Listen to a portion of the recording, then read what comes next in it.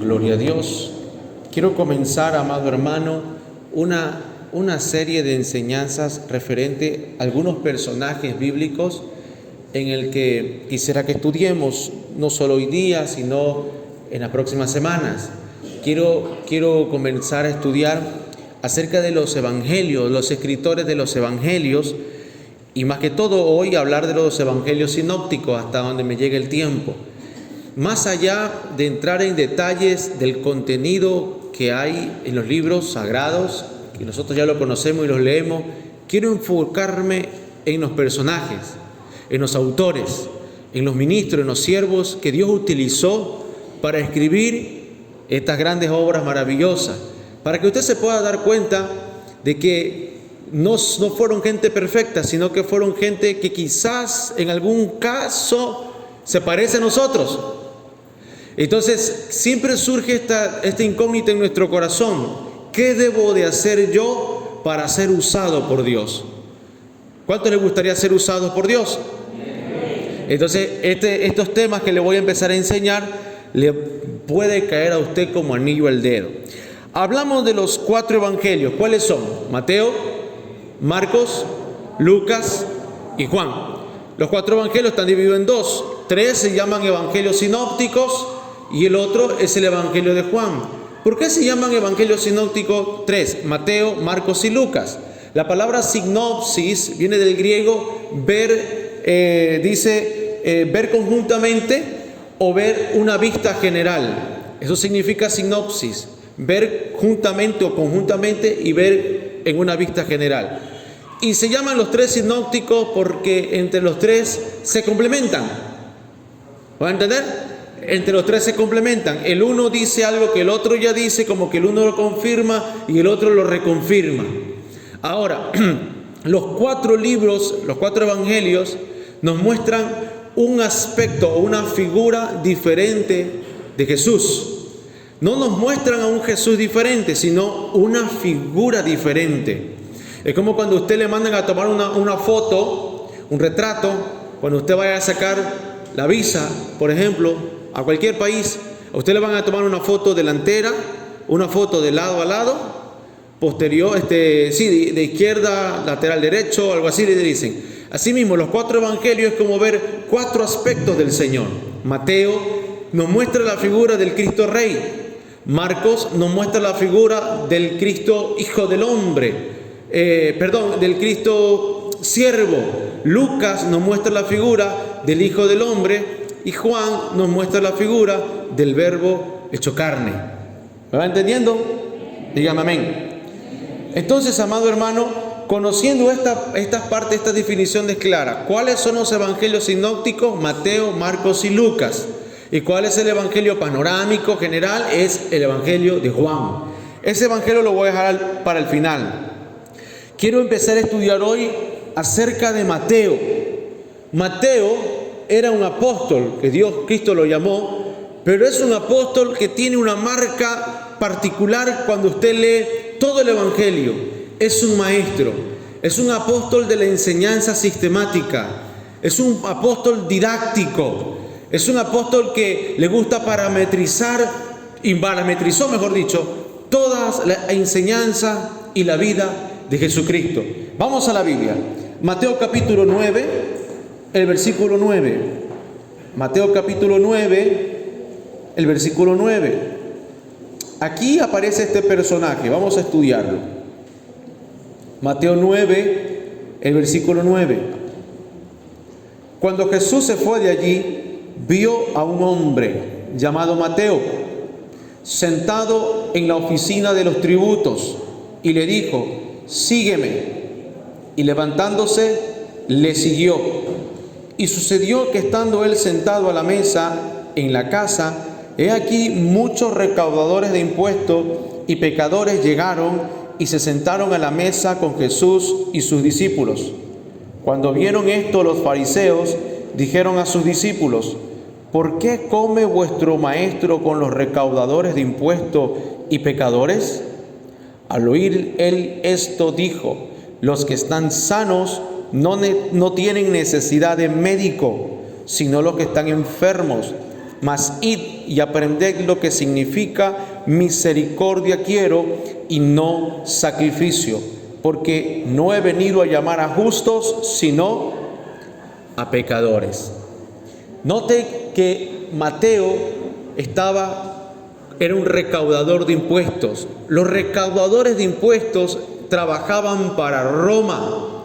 Estos recaudadores de impuestos no eran muy queridos por la gente, especialmente por los judíos, porque imagínense, hermano, que le tengan que cobrar impuestos. ¿A quién le gusta pagar impuestos? A nadie le gusta pagar impuestos. Es desagradable pagar impuestos. Impuesto por esto, impuesto por otro.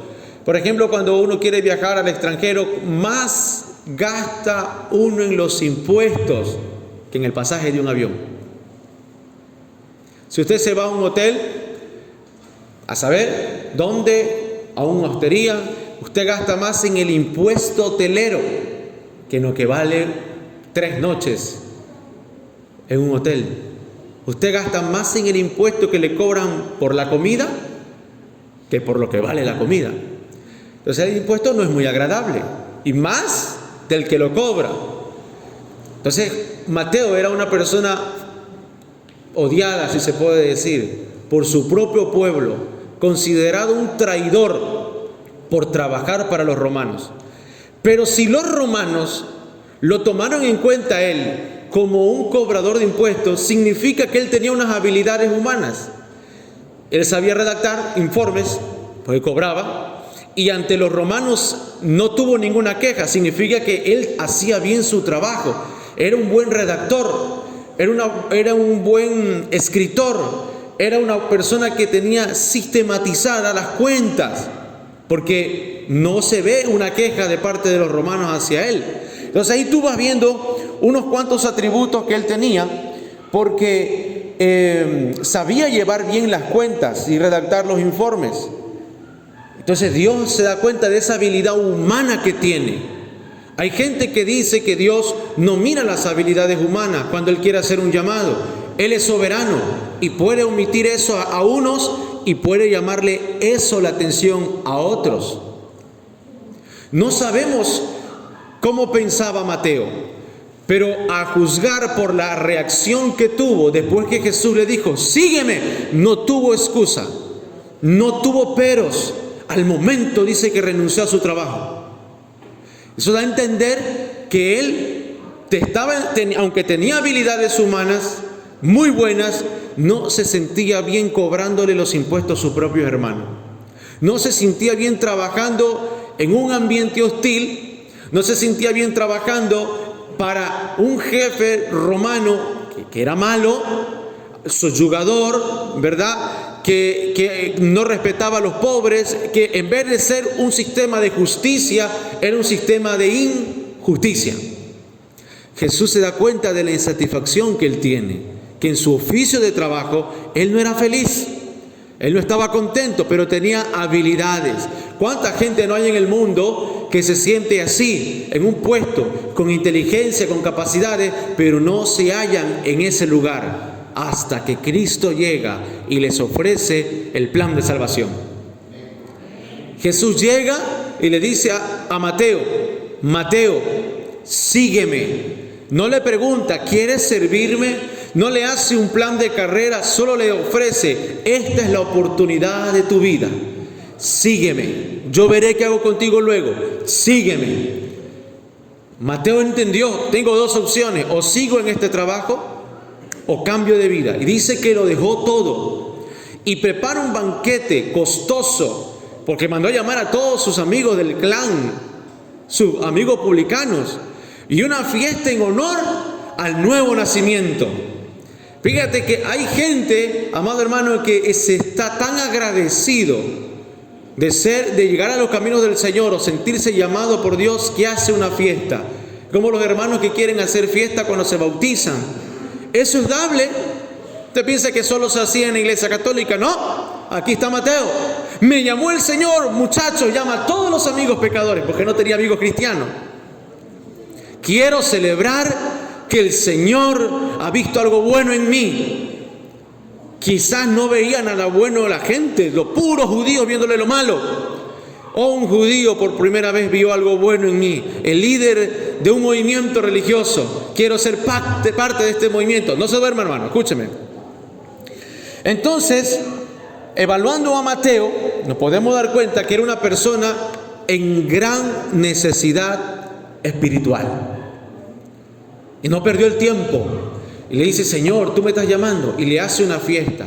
Ahí aparecen las críticas de la gente diciendo, ¿cómo puede entrar a un lugar? Y Jesús dice, los enfermos son los que necesitan médico. Y se refiere a él y a todos sus amigos. Significa que el pobre Mateo tenía alguna enfermedad, a lo mejor en el alma. Porque hay enfermedades que no se ven.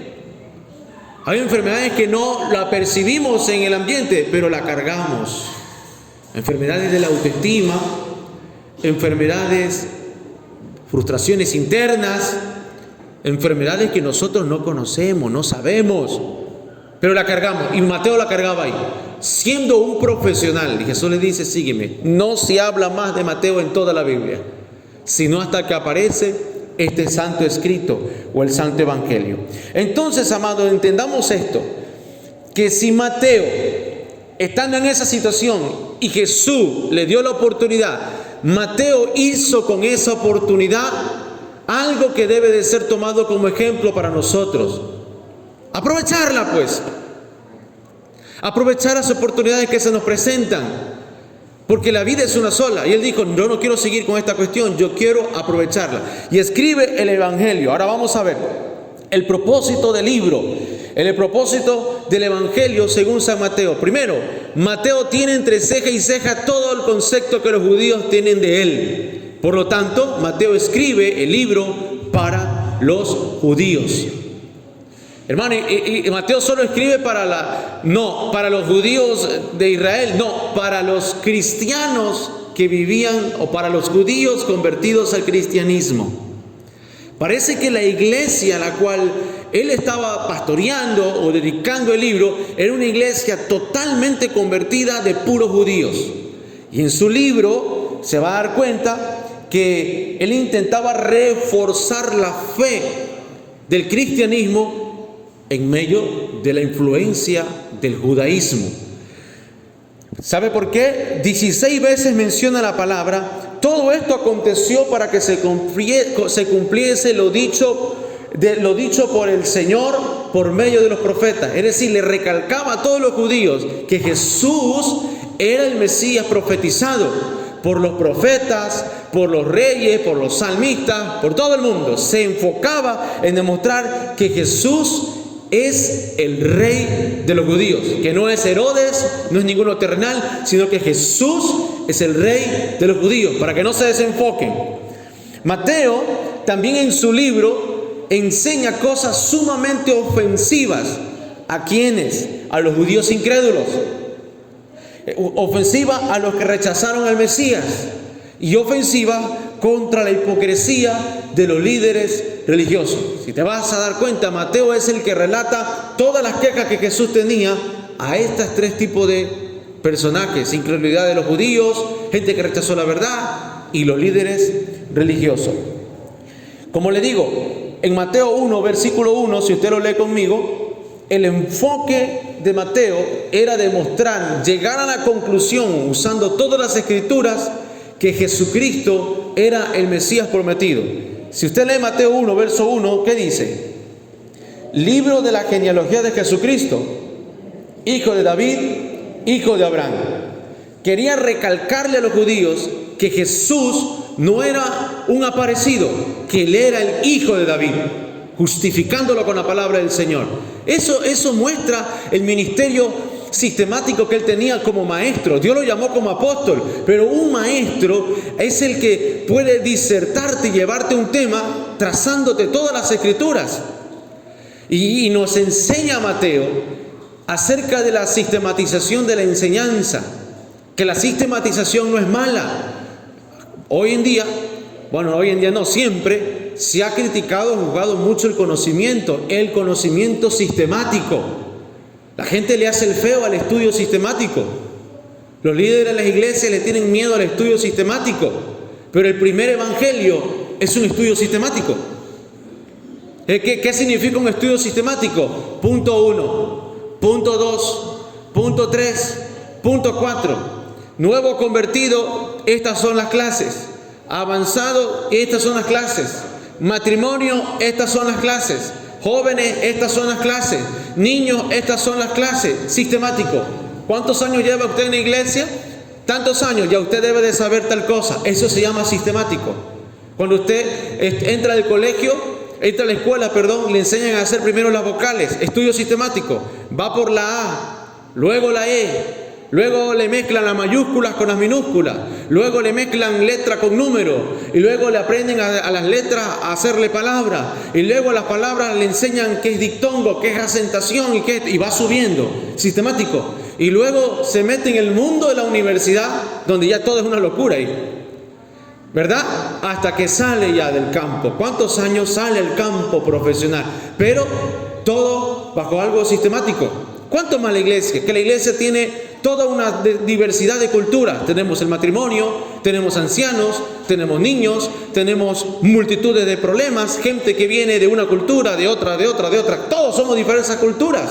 Somos ecuatorianos, sí, pero cada uno, su familia, tiene su propia práctica y costumbres, ¿verdad? Entonces, Mateo nos enseña a desarrollar un ministerio sistemático, una vida sistemática, que no es malo, porque si no, no estuviera escrito. Entonces, ¿cómo establece Mateo su mensaje? En 5 partes. El libro de Mateo está dividido en 5 partes. Solo lo voy a mencionar y no voy a entrar en detalle ahí. Primero, el Sermón del Monte. En Mateo 5 al 7, Jesús está en el Monte de los Olivos, presentando su código de valores, diciendo el Señor cómo se debe de comportar todo aquel que cree en Él, su código de valores, sus principios y normas del reino de los cielos. No es un código cómo vivir de sistema terrenal, es un código cómo vivir en la tierra como un sistema celestial, ¿verdad? ¿Me va a entender? Es el Sermón del Monte. Ahí usted encuentra las bienaventuranzas, la sal en la tierra, el amor al prójimo, la regla de oro, todo lo que el Señor enseñó en el Sermón del Monte. Luego en el capítulo 10, Mateo muestra las instrucciones que Jesús dio a los que iban a ser mensajeros del reino. Llamó a 12, oró toda la noche y da instrucciones. Da instrucciones. Tercero, habla de las parábolas del reino desde el capítulo 13 en adelante. Cuarto punto, habla de las enseñanzas sobre el discipulado cristiano desde el capítulo 18 en adelante. Fíjese la sistematización que lleva ahí. Y termina en el capítulo 24 en adelante hablando acerca de la venida del Rey, la segunda venida de Cristo a la tierra. Interesante, ¿verdad? Interesante. Solo con ese evangelio tenemos una estructura eclesiástica.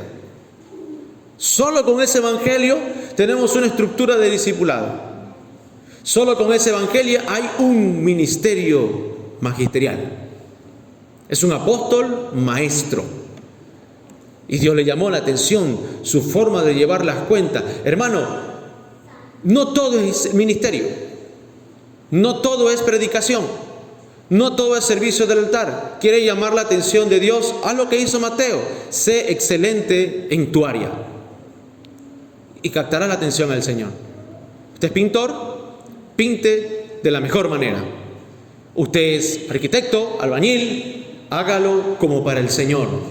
Usted hace jugo de naranja, hágalo como para el Señor. No diga, estas podridas las mezclo con las buenas. No, como para el Señor. ¿Usted cree que el Señor se tomaría un jugo de naranja así podrida? ¿Usted quiere mandarlo al baño al Señor? Le dice, no, para el Señor. Y así, viceversa. Porque a veces creemos que servir a Dios es tomar un púlpito o participar del altar. Esto es una parte del servicio al Señor. Pero ¿qué es ser un siervo de Dios? es obedecerle al Señor en todo, en lo que el Señor te pida, en lo que el Señor te diga. ¿Me va a entender? Entonces, ¿qué mensaje nos deja a nosotros Mateo, el maestro sistemático? Séle fiel a Dios donde estás. Yo no hago nada por la vida, hermano. ¿Cómo que no? ¿No está criando hijos? ¿Cómo que no? ¿No cocina acaso usted? Hágalo de la mejor manera. No se pase de sal, ni le robe sal. Hágalo de la mejor manera. Cría a los hijos de la mejor manera. Sea ejemplo de la mejor manera. De esa manera el Señor lo llamará la atención. Yo no tengo empresa, hermano Iván. ¿Cómo no? ¿No administra las finanzas en su hogar? Sea buen administrador. ¿Qué dice el libro de los Proverbios de la mujer? Dice, ya viste a la mujer sabia. La descripción de la mujer sabia dice, no falta comida en su mesa. No falta el abrigo en tiempo de frío. Dice el libro de los Proverbios. Es decir, que cuando llegamos a una casa y abrimos la alacena y hay comida ahí, eso es señal de que en la casa hay una mujer sabia. Si usted va a abrir los cajones de los niños y los niños tienen interiores limpios y hay interiores que todavía le queden, no que le quedan apretaditos, así, eso es señal que hay una mujer sabia. Porque la mujer sabia toca esos detalles. ¿Va a entender? Una mujer sabia, amado hermano, ya me estoy yendo a otro tema, pero vamos a hablarlo ahí. Una mujer sabia sabe que tiene que tener un botiquín en casa. Por ejemplo, los hombres nos omitimos eso, olvidamos. Pero una mujer sabia sabe para la fiebre, para los gases, para la diarrea, para los males básicos que nos pueden dar a todos, ¿no es verdad? Para esto, para lo otro. Si usted tiene hijos que sufren de alergia, y siempre se están congestionando, y siempre se están por alergia o les da gripe y se les tapa la nariz, usted ya tiene un botiquín que para la terapia respiratoria, que las mascarillas, que los tubitos, ¿no es verdad? Que las cositas que se le echan a las terapias respiratorias, que si sufre de asma, usted no tiene uno inhalador, usted tiene por si acaso el otro. Eso no hace un hombre, eso hace una mujer sabia. Claro, los hombres también lo hacemos, nos preocupamos, pero la Biblia le da la virtud a esa mujer. Siempre está pendiente de todo. Y dice, esa es la alabada. Esa es la que Dios alaba y dice, wow. Así que no diga que, yo no tengo dónde servir. ¿Cómo que no? Si hay dónde servir, lo que está en nuestra mano. Pero lo que pasa es que a veces estamos sentados y como nos sentimos frustrados, emocionalmente mal, no vemos lo que sí podemos hacer. Amén. Entonces, amado hermano, no se dice nada más de Mateo. No se conoce históricamente si Mateo fundó o no fundó una iglesia. No se sabe. No se sabe a dónde iría a parar Mateo después de la persecución. No se sabe. Pero lo que sí se sabe es quién es Mateo por su libro que escribió, por su forma estructurada de hacerlo, y nos lo enseña a nosotros. Amén. El segundo personaje es Marcos. A Marcos yo le llamo el evangelista pastor. En Marcos se habla un poco más la Biblia. El libro de Marcos presenta pocas enseñanzas y es más un relato de las obras de Cristo en su día a día. El Evangelio según San Marcos hace hincapié en el trato que Cristo tiene en su día a día, es decir, en su servicio al Señor. Marcos presenta a Cristo como el siervo de Jehová, el siervo de Dios que vino a traer a la tierra salvación, sanidad y liberación, y sirve al poder y sirve a la autoridad que le fue concedida del cielo. Marcos casi no habla muchas de las enseñanzas de Cristo. Marcos más habla de los hechos de Jesús, de las acciones de Jesús. Pero ¿quién es Marcos? Hechos capítulo 12, versículo 12. Vamos a la Biblia. ¿Quién es Marcos? Hechos 12, versículo 12.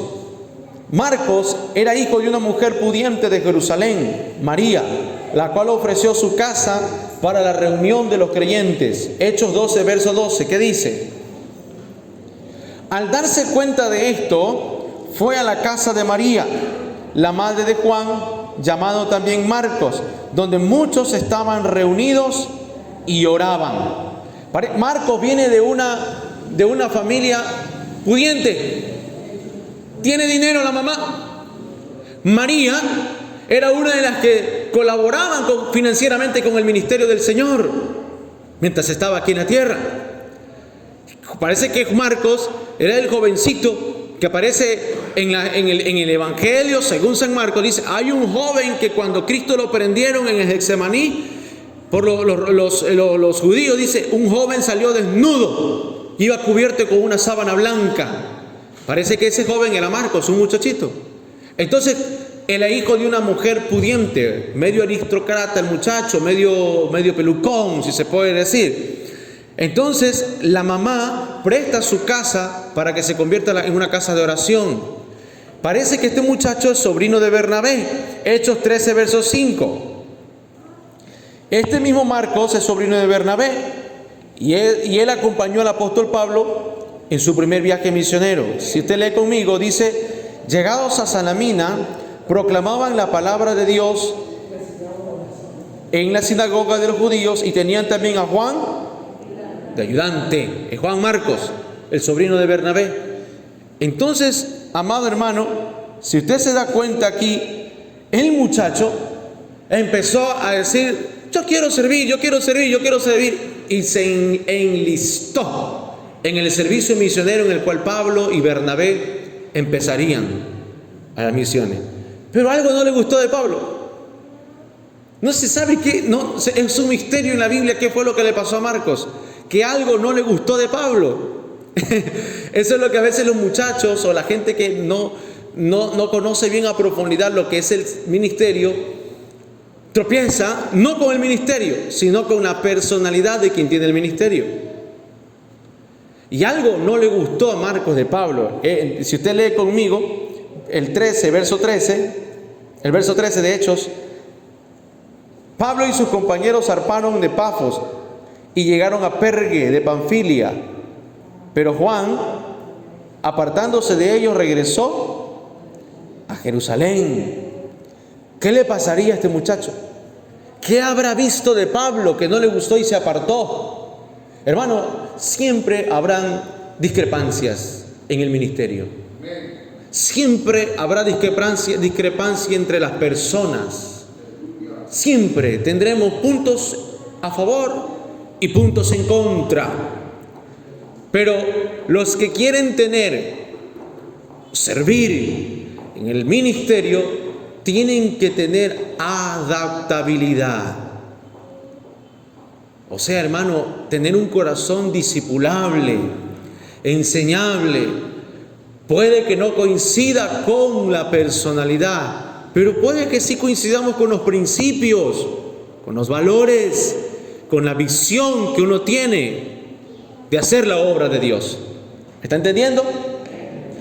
Después de 4 años de ministerio, Pablo y Bernabé, que recorren toda Europa, Asia Menor, van recorriendo. Después de 4 años, en Hechos capítulo 15, verso 36, léalo conmigo, dice que vuelve a tener la iniciativa de recorrer las iglesias. Después de algunos días, Pablo dijo a Bernabé, volvamos y visitemos a los hermanos en todas las ciudades donde hemos proclamado la palabra del Señor, para ver cómo están. Bernabé quería llevar también con ellos a Juan, llamado Marcos, pero Pablo consideraba que no debía llevar consigo a quien los había desertado en Panfilia y no los había acompañado en la obra. Se produjo un desacuerdo tan grande que se separaron el uno del otro, y Bernabé tomó consigo a Marcos y se embarcó rumbo a Chipre, mas Pablo escogió a Silas y partió, siendo encomendado por los hermanos en la gracia del Señor. ¿Qué pasó aquí? Ahora, ¿qué le pasó a Pablo? Parece que Pablo no toleró al desertor. Eso también tiene que ver con el carácter del ministro, porque la palabra no juzga ni a Bernabé ni a Pablo. La palabra no juzga que de Bernabé fue permisivo y Pablo fue intolerante. Simplemente Dios respeta el carácter de los ministros. Creo que se dé cuenta de eso. Que a veces el pueblo juzga nuestro carácter, pero Dios aquí en su palabra lo respeta. Pablo no toleró que él haya desertado. Hay ministros que son así de radicales. Su pastor es radical. Su pastor no tolera que usted no congregue, que usted no venga a la iglesia. Ese es su carácter. Tropezaría yo si dijera, así no se debe de ser, porque es su carácter. Es un Pablo. ¿Me va a entender? Hay gente que tiene su carácter como el de Bernabé, que perdona, que pasa por alto una y otra vez. Puede que te salga bueno el discípulo, pero puede que salga malo también. Es una ruleta rusa, es un juego, no lo sabemos. Pero lo que le quiero decir es que el carácter del ministro no se juzga, solo Dios lo juzga. No se coincide, no se está de acuerdo posiblemente, pero se avanza en comunión, porque somos un organismo. No somos una organización a la cual alguien puede decir, no estoy de acuerdo, me voy. No, somos un organismo vivo que nos necesitamos los unos de los otros. Le explicaba el día sábado que la célula es un organismo que se lleva bien con todas las células del cuerpo. Si una célula se lleva mal con otra célula y arman bandos en el cuerpo, aparece lo que se llama el cáncer y produce las enfermedades en el cuerpo. Por lo tanto, ¿qué mensaje nos quiere decir esta alegoría? Que usted y yo todos tenemos que comportarnos como organismo vivo. Quizás nuestras células no les guste que nosotros trasnochemos, porque se mueren las células si trasnochamos, si no dormimos las horas correctas. Quizás las células no les guste que uno esté 24 horas pegado en el teléfono o en las tablets o en la computadora, porque los ojos, la retina, el iris se va desgastando. Quizás la célula de nuestros oídos no les gusta que se escuche música a alto volumen, porque se daña la membrana timpánica. ¿Me van a entender? Pero ¿qué puede hacer la célula? Nada. Simplemente adaptarse a la condición que usted le está llevando. Lo mismo, usted tiene que aprender a no llevar la contraria al carácter del ministro. Note eso. Sí se debe llevar la contraria cuando la doctrina ya no va conforme a la palabra. Ahí sí. Si en algún momento yo escucho que la Biblia dice que sí podemos casar parejas del mismo sexo, yo salgo corriendo. Porque no está escrito eso en la Biblia. Si en algún momento me dicen que el robo es justificable, cuando la Biblia dice no robarás, yo salgo corriendo. La doctrina, es una cuestión de doctrina. ¿Sí está entendiendo? Si eso usted lo tuviera, si eso la Iglesia Universal de Jesucristo lo tuviera claro, no miráramos a los pastores con competencia, los miráramos como seres humanos que tienen su carácter igual que el nuestro, solo que ellos están expuestos. Y nosotros aprenderíamos a amarlos, a sujetarnos a ellos no por obligación, sino por amor. Porque sabemos que Él tiene ese carácter, porque así Dios se lo impuso. Usted conoce el carácter de su pastor, pero su pastor no conoce su carácter. Estamos en desventaja. Y usted conoce nuestro carácter porque usted estamos aquí y somos una figura pública. Pero nosotros no lo conocemos a usted más que el tiempo que usted viene. Y estamos en desventaja. Siempre un ministro estará en desventaja ante las ovejas. Pablo lo dice. Ustedes están reinando, yo estoy sufriendo. Ustedes se comen, yo paso hambre. Ustedes comen, se sacian, yo paso hambre. Ustedes están vestidos, yo estoy desnudo. Ustedes reinan y son lo bueno. Yo he venido a ser como la escoria de este mundo. Hay una desigualdad entre el ministro y las ovejas. ¿Pero sabes por qué? Por una cuestión de enfoque.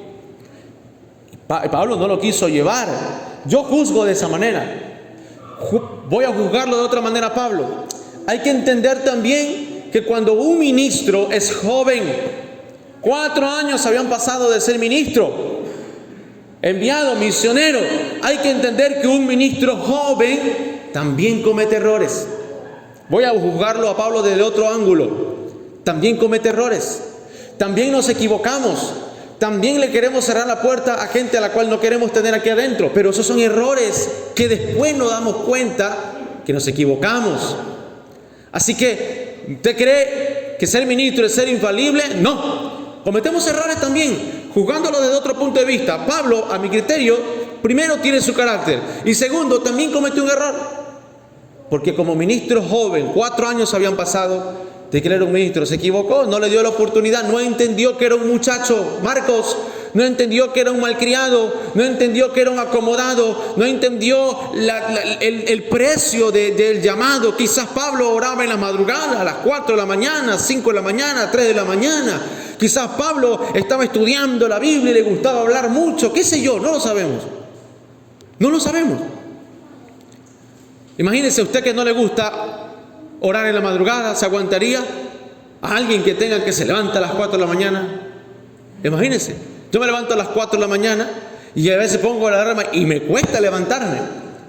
Si no me levanto por la alarma, me levanto por la patada que me dan. Porque la alarma suena, rin, rin, rin. Yo, ay, no quiero, rin, rin. Y ya mi esposa dice, levántate, levántate.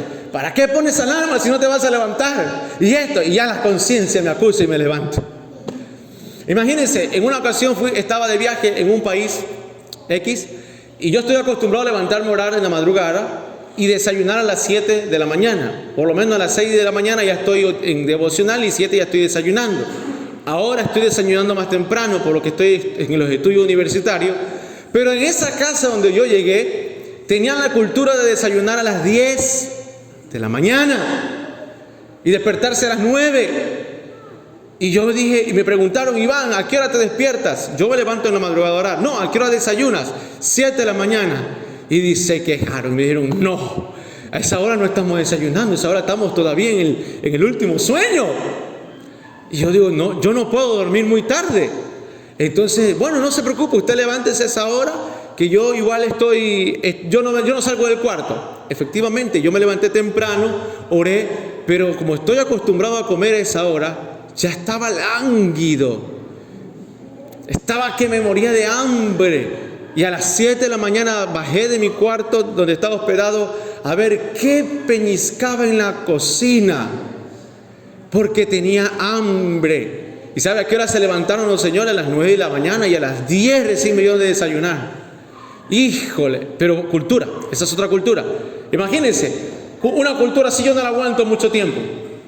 Y efectivamente nunca más volví a ir a esa casa yo. Pero, ¿qué sería lo que le pasó a Pablo? Que no lo soportó, no lo aguantó. Digo, no, este no tiene el carácter. Mire, hermano, perdónenos. Escúcheme, perdónenos. Si en algún momento lo juzgamos, lo encasillamos y decimos que usted no sirve para algo, que en realidad en el futuro usted sí sirve, pero simplemente nos equivocamos, perdónenos. Le dije que nos perdone. ¿Ven? Porque Marcos no era malo, era bueno. Solo que necesitaba encontrar a alguien que lo direccionara correctamente. ¿Y sabe quién fue ese alguien? Ese alguien fue Pedro. Primera de Pedro 5, verso 13. Primera de Pedro 5, verso 13. Dice, la que está en Babilonia, elegida juntamente con vosotros, os saluda. Y también, ¿qué dice? Y también mi hijo Marcos os saluda. Nota usted, quiero que escuche esto. Dios permitió que el joven tuviera una experiencia con Pablo, tuviera una experiencia con Bernabé, que hasta cierto punto formaron parte de su desarrollo ministerial y fueron parte como mentores, tutores temporales del joven Marcos. Pero cuando Pedro lo mira, Pedro se paternaliza con él.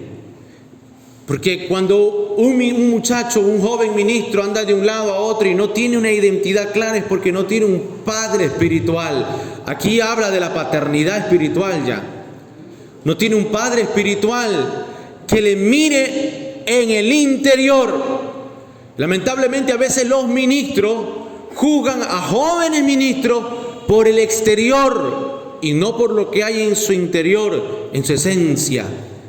Esos hombres o esas mujeres de Dios que son capaces de ver lo que hay en el interior son los que tienen un manto de paternidad. Son los que no miran solo su estereotipo, sino los que ven que en ti hay una esencia que está escondida y hay que saberla sacar, saberla desarrollar, saberla descubrir. Y un padre espiritual, aunque mucha gente ataque esta palabra, padres espirituales, un padre espiritual tiene esa habilidad. Pedro lo observó y Pedro lo toma. Te veo que andas de un lado, o estás con Pablo, o estás con Bernabé, o con quién estás. Ven conmigo, te voy a enseñar. Por lo general, una persona que tiene un corazón de padre no anda adoptando hijos, no le anda ofreciendo su paternidad, porque el título es lo que menos le interesa, sino la persona. Y empieza a caminar con Pedro, y empieza a escucharlo el discurso al apóstol Pedro. Cristo era así, hizo estos milagros, hizo aquello, hizo acá, y Jesús nos dijo estas palabras. Iba tomando nota el muchacho ya, iba tomando nota, iba escribiendo. Por eso el Evangelio de Marcos es un registro histórico. Parece que son las prédicas de su padre espiritual, Pedro. Y fíjate lo que hace la paternidad espiritual, porque el Evangelio de Marcos, que contenía todos los sermones de Pedro, bien pudo haberse llamado el Evangelio según San Pedro. Pero un padre siempre te pone a ti en la puesta de escena. Mi hijo Marcos también saluda. Es como que estoy escribiendo un libro, estoy entre otro, y aquí al lado mío, quiero que te referencien conmigo, que te vean conmigo. Eso me hace acordar al apóstol Byron. Que el apóstol Byron, cuando lo conocí hace algunos años atrás, yo estaba como cohibido. Cuando era la época, las fotos, yo no quería estar ahí porque yo veía a los súper grandes apóstoles del lado de allá. Apóstol Byron, apóstol Dionisio, algunos ministros adultos, mayores. Y yo estaba sentadito ahí como el Juan Marcos, ahí, frustrado porque los pastores no me quieren, porque nadie me invita, porque creen que yo les llevo la contraria a todo el mundo, aunque es verdad, pero tienen que tenerme paciencia. Entonces yo estaba ahí retirado y el apóstol Byron me dice: ven acá, mijito, ven, me dice, tómese una foto conmigo. Yo le digo: ya, tranquilo, aquí no me quedo, apóstol, usted ya acá, venga conmigo, me dice, que te vean conmigo, que vean que eres mi hijo, dice. Y yo empecé como a lagrimearme, porque decía: ¿cómo? Me ve como un hijo, porque tú eres mi hijo, me decía. Saber. Pero me empezó a tomar las fotos con él, para que me dice, para que te vean conmigo. Al año siguiente, cuando me ungen, y él me unge, fue un sueño para mí. Digo, que este hombre de Dios me venga a ungir a mí. Luego me encontré con el apóstol Raúl Ávila, aquí en Guayaquil, y quería decirle: apóstol Raúl, soy hijo espiritual ministerial del apóstol Byron, pero me dio miedo y vergüenza. Cuando lo volví a ver al apóstol Byron, le digo: apóstol, me encontré con el apóstol Raúl Ávila. Raúl, dices, mi amigo, le hablaste de mí, me dio miedo. Le hubieras dicho que eres mi hijo espiritual, y enseguida te mete a Venezuela y te manda a todo el mundo, porque es un apóstol que tiene unas grandes iglesias y denominaciones. Entonces, y el apóstol quiere que yo vaya a sus convenciones de fiesta Jesús. Me llamó y me dijo: quiero que vengas a Suiza. Cuando fue a Suiza, quiero presentarte con mis hijos ministeriales. Entonces, amado hermano, yo le digo: ¿qué hice yo? Algo me vio a mí por ahí. ¿Me vio? Eso es un padre espiritual. No mira lo que tú has hecho, mira la esencia que hay en ti. Mira esa esencia y dice: hay algo en ti. Y claro, yo puedo decirle al apóstol: apóstol, contácteme, ubíqueme. Y el apóstol me dijo, no le dije eso, pero como que intuyó, un padre intuye, y me dijo: mijo, póngase a estudiar, prepárese bien, métase la Biblia en la cabeza, busque al Señor, prepárese, porque el día que le llegue la hora, a usted no le van a parar las invitaciones, pero cuando eso llegue, póngase a estudiar, olvídese de todo y póngase a estudiar. Desde esa época acá, yo estoy clavado día y noche estudiando, porque yo le creía la palabra.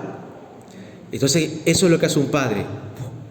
Yo recuerdo cuando estaba intentando sacar la licenciatura en teología, estaba con mi pastor ahí, y el rector el representante de la universidad me dijo a mí: usted es muy joven, usted no puede estudiar aquí, esto es solo para pastores.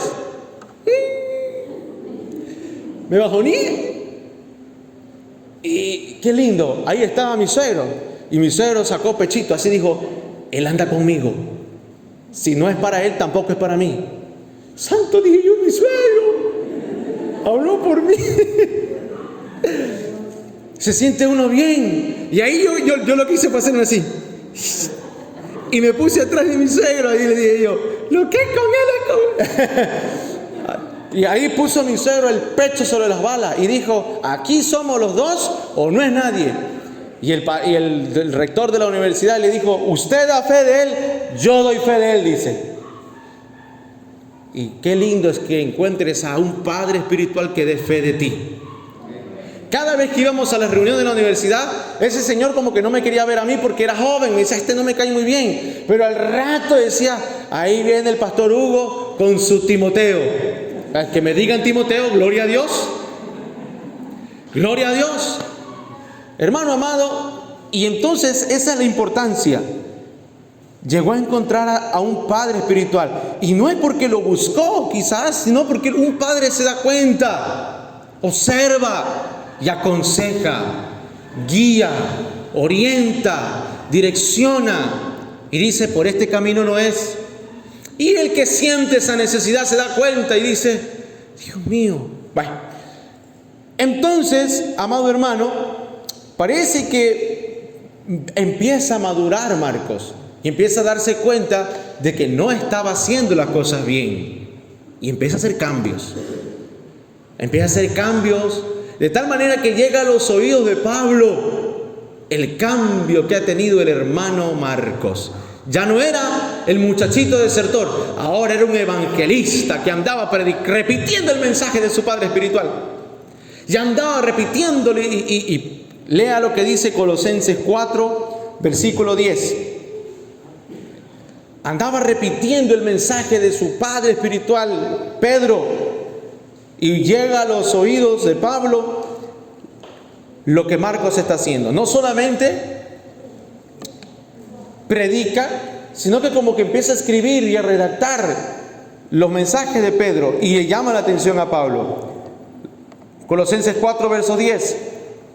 Aristarco, mi compañero de prisión, os envía saludos. También Marcos, el primo de Bernabé, acerca del cual recibisteis instrucciones. Si va a vosotros, recibidle bien. No dice que él está con Marcos, dice: escuché de Marcos. Ya di instrucciones a las iglesias que Marcos es un buen elemento. Me llegó el rumor de que anda predicando igual a su padre espiritual, a Pedro.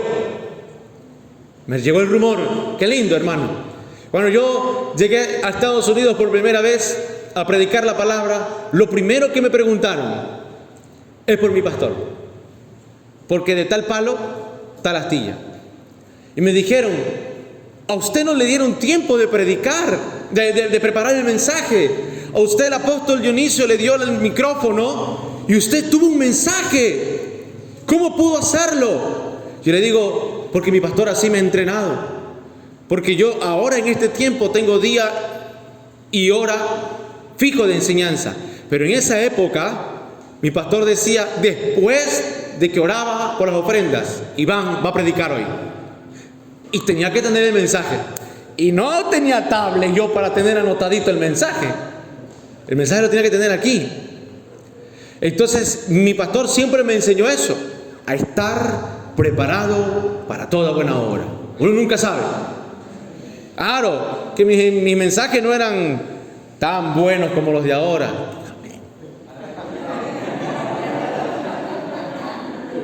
Digan amén, hermano. Pero lo que sí es cierto es que yo estaba preparado. Nunca le decía que no. ¿Y sabes qué dijeron esos hermanos allá? Queremos conocer a ese pastor. Ya no hay pastores así que enseñen a sacar el mensaje guiados por el Espíritu Santo, porque hoy hay que decirle con un mes de anticipación para que la gente se prepare, estudie, copie un mensaje por ahí y ya lo traiga prefabricado. Y queremos conocer a ese pastor y le digo, algún día lo van a ver por acá cuando mi suegro pierda el miedo a los aviones. Pero ya va a venir, le dije yo, va a venir. Cuando me pusieron a orar por primera vez en un culto de oración allá, todos los hermanos oraban de una manera, pero cuando yo empecé a orar, dicen los hermanos, cuando el hermano Iván empezó a orar, la oración fue diferente. Nos electrificamos. Era una oración encendida en fuego. Y me preguntaron, ¿quién le enseñó a orar así? Mi pastor. A mi pastor no se le duerme nadie cuando predique, cuando ora. A mí sí se me duermen. Pero yo aprendí. Entonces, amado, lo que tú hagas va a referenciar quién es tu padre espiritual. Si te portas mal afuera, dirán, ¿qué le estará enseñando ese pastor? Si trazas mala doctrina, ¿qué le estará enseñando el hermano Iván? Porque tú vas a referenciar tu superior. Como los muchachos, cuando dicen malas palabras, dicen, ¿y eso? ¿Dónde aprendiste eso? En tu casa. Va. Pero mira, se empezó a ganar el favor de Pablo. Y 2 Timoteo 4:11, 2 Timoteo 4:11,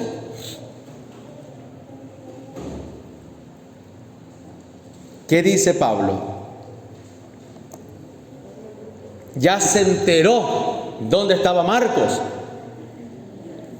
Solo Lucas está conmigo. Toma a Marcos y tráele contigo, porque me es útil para el ministerio. Entonces, se puede uno equivocar porque, hermano, uno puede equivocarse por inmadurez, uno puede equivocarse porque se adelantó, o por pasión, por errores involuntarios, puede equivocarse, pero depende de uno reenfocarse. Y Marcos se reenfocó de tal manera en que Pablo al final le dice, consíguemelo, porque ahora es de gran utilidad. Ya no era solo un evangelista, ya no era solo alguien que repetía el mensaje de su pastor, de su padre espiritual, ya era alguien que había escrito el santo evangelio de San Marcos. Y como le dije al principio, bien pudo Pedro decirle, ese evangelio son mis prédicas, dame a mí el derecho de autor. Pero ¿qué hace un padre espiritual? Ponle tu nombre, mijito, que te vean a ti.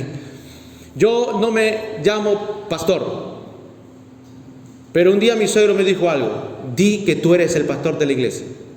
Y yo le dije, yo no voy a decir eso. No, di que tú eres pastor de la iglesia. Si en algún momento te preguntan, ¿dónde está tu iglesia? ¿Dónde tú pastoreas? Porque en el principio de mi llamado, en el ministerio, me encontré con mucha gente que me atacó porque me dijeron, si tú eres un verdadero ministro, deberías ser pastor local. Y yo no soy pastor. Entonces yo venía y lloraba a mi suegro. Oh, Magdalena, lloraba. No me quieren, no me invitan, dicen que tengo que tener un nombre. Y mi suegro me dijo, di que tú eres pastor de la iglesia. Si vienen a preguntarme a mí, yo digo, sí, es pastor, que se la vean conmigo. Hermano, imagínate, yo agarré vuelo, me salió a pechito, que no tengo. Porque qué lindo se siente que tengas a alguien que te defiende. Qué lindo se siente que tienes a alguien que hable por ti y digan, hey, es mi hijo. ¿Qué pasa? ¿Cuál es el problema? Yo doy fe de él. ¿Qué pasa? Ese es su pastor. Ese es el pastor que usted tiene. Usted tiene que conocerlo un poco más. No, ay, es que es el suegro. Más pues, si es mi suegro, costó un poco más pues. ¿Cuánto más que ustedes no son los yernos? El pastor da fe de ustedes, porque es un padre espiritual. Hermano Iván, ¿usted está predicando la palabra o está predicando a nombre del pastor? No, estoy predicando la palabra y cómo son el carácter de los ministros. ¿Van a entender? Pero ahora Pablo dice, ahora me es de gran utilidad. ¿Cuánto le gustaría escuchar esa palabra que su pastor diga, ahora José Briones es de gran utilidad? Ahora Israel Ruiz es de gran utilidad. Ahora la hermana Lola es de gran utilidad. Ahora Héctor es de gran utilidad. Mire, las hermanas que hicieron la colada morada, de gran utilidad. ¡Santo! Ahora la gente que cocina y genera ingresos son de gran utilidad. Cuando camine solo el trabajo. Cuando ya el pastor no necesite preocuparse. ¡Ay! Si no llego temprano, ¿quién abre la iglesia? Porque ya hay un portero que dice: pastor, si no, yo me encargo. Muerto solo yo no vengo a abrir la iglesia. Ya descanse. Dijo: ahora el portero es de gran utilidad. No sé quién sea el portero. Sí, hay alguien que dijo por ahí: no hay, ¿cierto? No hay alguien que muera por las llaves de la iglesia. Tiene que morir alguien que diga: yo voy a la cruz si es posible, pero no como Pedro para que luego niegue que tenga las llaves. No, alguien que muera por la alabanza de la iglesia, por ministrar la alabanza de la iglesia. Alguien que diga: yo quiero igual, así, quiero ser igualito al pastor. ¿Cómo? ¿Pachangueo? No, alguien tiene que ser igual a él. Alguien tiene que cantar con la línea que tiene él. Alguien tiene que meterle ese fuego que tiene él. ¿Dónde está el ADN? Está en usted. No sea mezquino, no se lo quede adentro, produzcalo. Y si usted no quiere, incite a sus hijos a verlo y decir: hazlo, sueña, busca. ¿Ven? Hermano, Juan Marcos se equivocó, pero al final Pablo dice: me es de gran utilidad. Ese es el ministro. El final de Marcos es que se convirtió en un pastor en una ciudad de Alejandría, y allá levantó la iglesia de Alejandría, históricamente una de las iglesias más fuertes de la historia. La iglesia de Alejandría. Y esa iglesia, amado hermano, receptó la gran biblioteca donde estaban todos los contenidos escritos apostólicos, porque Marcos tuvo ese deseo de guardar todos los escritos de los apóstoles y de todo. Fue de esa biblioteca donde salió el obispo Atanasio. Dijo: vamos a formar la Biblia, y de ahí salió. Pero bueno, ese es otro tema. Pero lo que le quiero decir es que Marcos, aunque su evangelio es muy corto, aunque su evangelio es histórico, resalta el valor de la persona quien lo escribió. Un joven que cometió errores, como usted y yo, pero que al final pudo enmendarse y pudo capturar una buena atención de parte del apóstol Pablo. La próxima semana hablamos de Lucas y de Juan, si Dios me lo permite. Amén. Señor, gracias te damos en esta noche por tu palabra, por este estudio bíblico, que no solo quede en nuestra mente, sino que baje al corazón, de una enseñanza sistemática a una reflexión en cómo nosotros tenemos que conducirnos, en cómo tenemos que ver a los ministros, en cómo tenemos que ser, si es que tenemos un llamado, Señor. Como Mateo fue fiel en su área y lo demostró escribiendo un libro sistemático, como Marcos, el joven que vivió cometiendo muchos errores, pero al final se convirtió en un gran instrumento. Señor, toma nuestras debilidades. Habla con el Señor. ¿Por qué no levanta sus manos y le dice: toma mis debilidades, Señor? No le digas si hay algo bueno en mí. Dile: yo sé que tú has puesto algo útil en mí. Ayúdame a ponerme en tus manos. Ayúdame a no caerme de tus manos. Ayúdame a ser procesado por ti. Al final quiero ser útil en tus manos. Quiero ser una vasija terminada. Y quiero ser una vasija, Señor, en la que tú deposites tu confianza, tu unción, tu autoridad y tus bendiciones, para que nos uses para derramarnos sobre otras personas y el conocimiento y la gracia continúe, Señor, en el nombre de Jesús. Amén, amén y amén. Gracias, Señor.